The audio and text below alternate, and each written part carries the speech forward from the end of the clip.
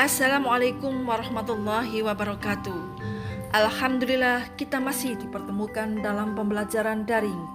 Semoga kita selalu sehat dan tetap semangat. Sebelum pembelajaran kita mulai, marilah kita berdoa agar ilmu yang kita peroleh berkah dan bermanfaat. Berdoa mulai. Selesai. Materi pembelajaran bahasa Indonesia pada hari ini adalah membuat peta konsep atau garis alur dari buku fiksi dan non-fiksi.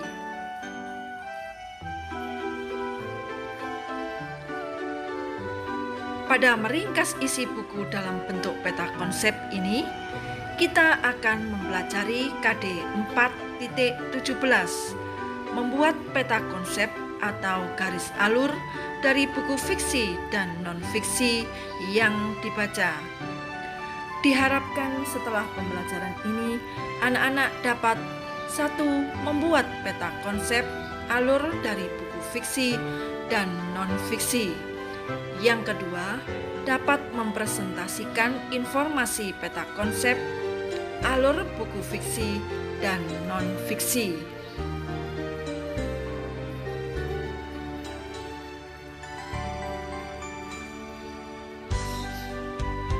Meringkas isi buku dalam bentuk peta konsep.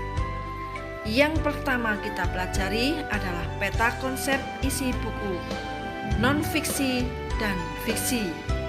Yang kedua adalah teknik membaca cepat buku fiksi dan non-fiksi.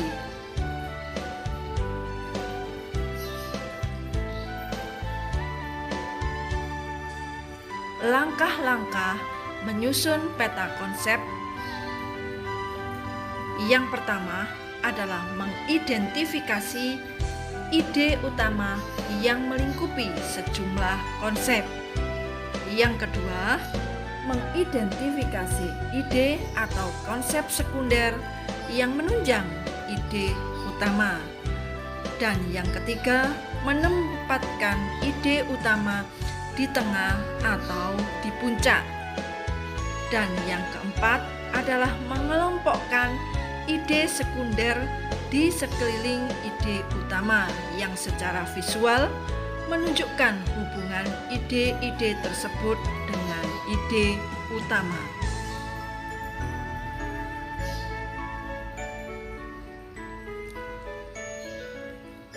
Contoh peta konsep. Misalnya, materi pidato. Yang pertama adalah susunan pidato. Ada salam pembuka, ucapan syukur, sapaan, terus isi, dan yang terakhir adalah penutup. Yang kedua, hal-hal yang harus diperhatikan dalam membawakan pidato. Yang pertama adalah artikulasi, intonasi, dan volume suara. Materi pidato bisa dibuatkan peta konsep yang amat sederhana seperti itu.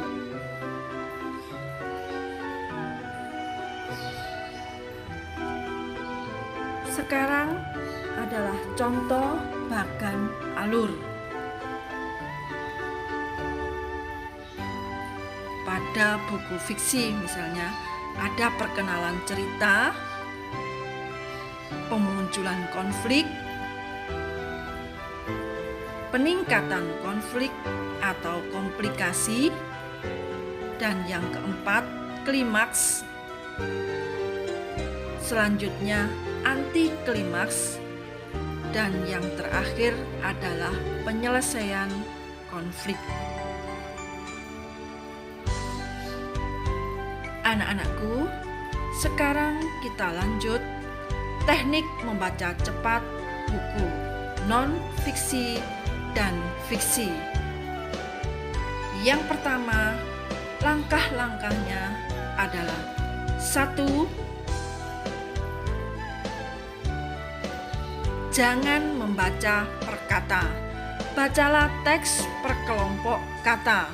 Membaca kata per kata akan membuat waktu yang dibutuhkan dalam membaca menjadi lebih lama.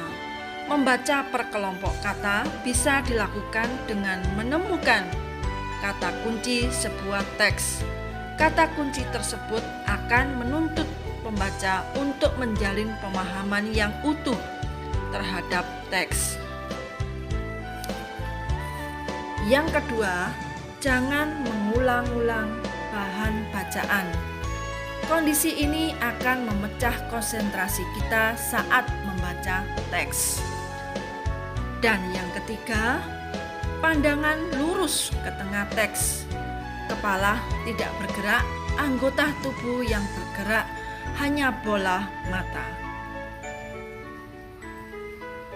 Anak-anakku, demikian penjelasan tentang membuat peta konsep atau garis alur dari buku fiksi dan non-fiksi. Semoga bisa dipahami dengan baik oleh anak-anak. Saya akhiri. Wassalamualaikum warahmatullahi wabarakatuh.